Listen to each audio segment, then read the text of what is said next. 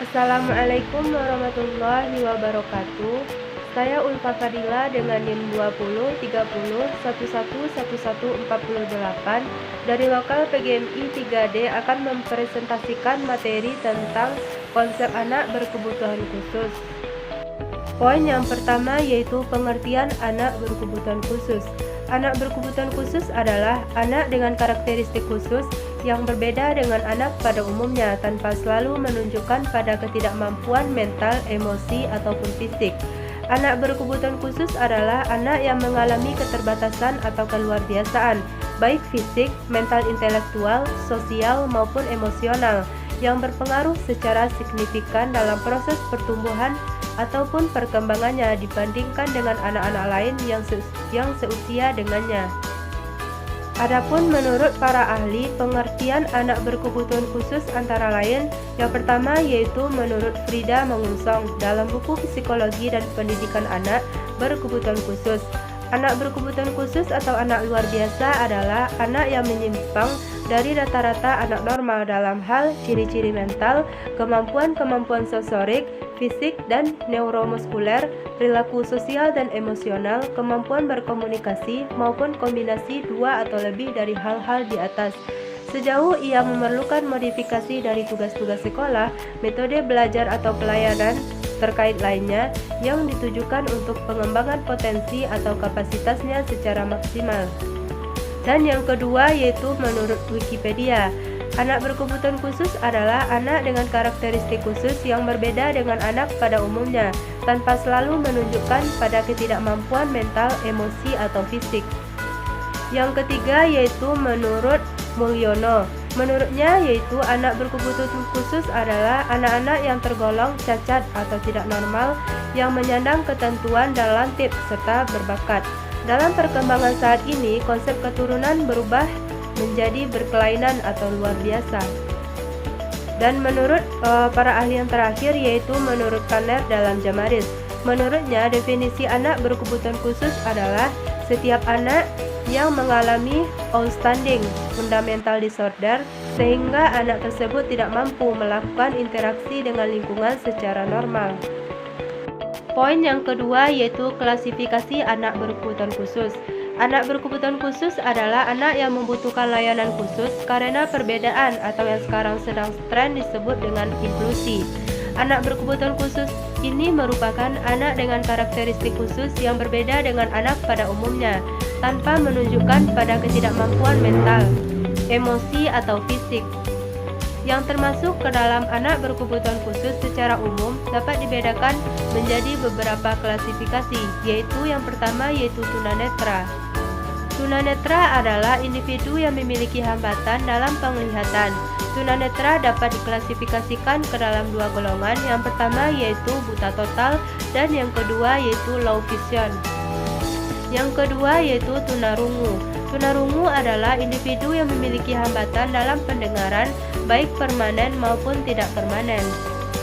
Yang ketiga yaitu tunagrahita. Tunagrahita adalah individu yang memiliki inteligensi yang signifikan, berada di bawah rata-rata dan disertai dengan ketidakmampuan dalam adaptasi perilaku yang muncul dalam masa perkembangan. Yang keempat yaitu tunadaksa. Tunadaksa adalah individu yang memiliki gangguan gerak yang disebabkan oleh kelainan neuromuskuler dan struktur tulang yang bersifat bawaan, sakit atau akibat kecelakaan. Yang kelima yaitu tunalaras. Tunalaras adalah individu yang mengalami hambatan dalam pengendalian emosi dan kontrol sosial. Individu tunalaras biasanya menunjukkan perilaku menyimpang yang tidak sesuai dengan norma dan aturan yang berlaku di sekitarnya. Tunalaras dapat disebabkan karena faktor internal dan faktor eksternal, yaitu pengaruh dari lingkungan sekitar. Yang keenam yaitu autisme. Autisme berasal dari kata auto yang artinya sendiri. Penyandang autisme seperti hidup di dunianya sendiri.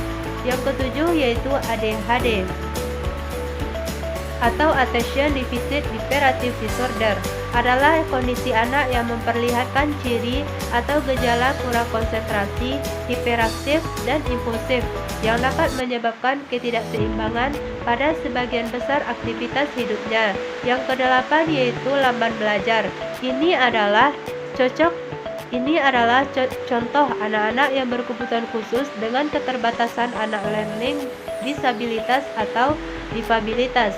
Beberapa ciri yang menonjol antara lain prestasi belajar selalu rendah, terlambat menyelesaikan tugas akademik, daya tangkap pembelajaran dan kemampuan belajar lambat. 9 yaitu anak berbakat. Anak berbakat menunjuk pada anak-anak yang memiliki kemampuan-kemampuan yang unggul, mampu memberikan prestasi yang tinggi baik di sekolah maupun ekskul dan kegiatan minat bakatnya. Dan yang terakhir yaitu anak kesulitan belajar spesifik adalah individu yang memiliki gangguan pada satu atau lebih kemampuan dasar psikologis yang mencakup pemahaman dan penggunaan bahasa, berbicara dan menulis yang dapat memengaruhi kemampuan berpikir, membaca, berhitung, berbicara yang disebabkan karena gangguan persepsi, disleksia dan sebagainya. Poin yang terakhir yaitu faktor penyebab anak berkebutuhan khusus dapat dibedakan menjadi dua faktor. Yang pertama yaitu faktor internal, diantaranya yaitu disabilitas dan keunggulan. Disabilitas yaitu disebabkan karena gangguan fisik seperti tunanetra, tunarungu, dan sebagainya. Sedangkan keunggulan itu ada dua yaitu gifted dan talented. Menurut Marlan, ialah anak yang mampu mencapai prestasi tinggi karena memiliki kemampuan-kemampuan unggul. Anak tersebut memerlukan program pendidikan yang memiliki layanan di luar jangkauan program reguler. Anak dapat merealisasikan sumbangannya terhadap diri sendiri maupun masyarakat. Dan yang kedua yaitu faktor eksternal, diantaranya yaitu karena kemiskinan, korban bencana, konflik sosial, dan broken home. Dan ada berbagai faktor yang menjadi penyebab terjadinya anak berkebutuhan khusus atau ABK. Adapun faktor-faktor tersebut antara lain 1. Herediter.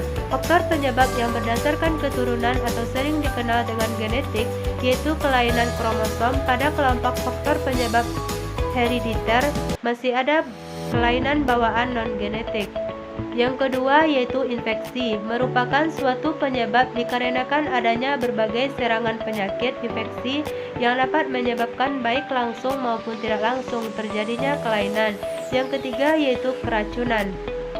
Masih banyak jenis keracunan yang merupakan penyebab yang cukup banyak ditemukan karena seperti pola hidup masyarakat, keracunan dapat secara langsung pada anak maupun melalui ibu hamil.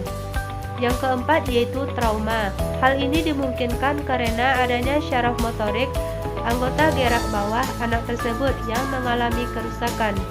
Karena pada sumsum tulang belakang merupakan pusat syaraf otonom dan motorik. Yang terakhir yaitu kekurangan gizi. Masa tumbuh kembang sangat berpengaruh terhadap tingkat kecerdasan anak, terutama pada 2 tahun pertama kehidupan. Kekurangan gizi dapat terjadi karena adanya kelainan metabolisme maupun penyakit parasit pada anak seperti cacingan dan sebagainya. Mungkin hanya sekian presentasi saya. Mohon maaf atas segala kekurangan dan terima kasih atas segala perhatian. Saya sudahi dengan wabillahi taufik wal hidayah. Assalamualaikum warahmatullahi wabarakatuh.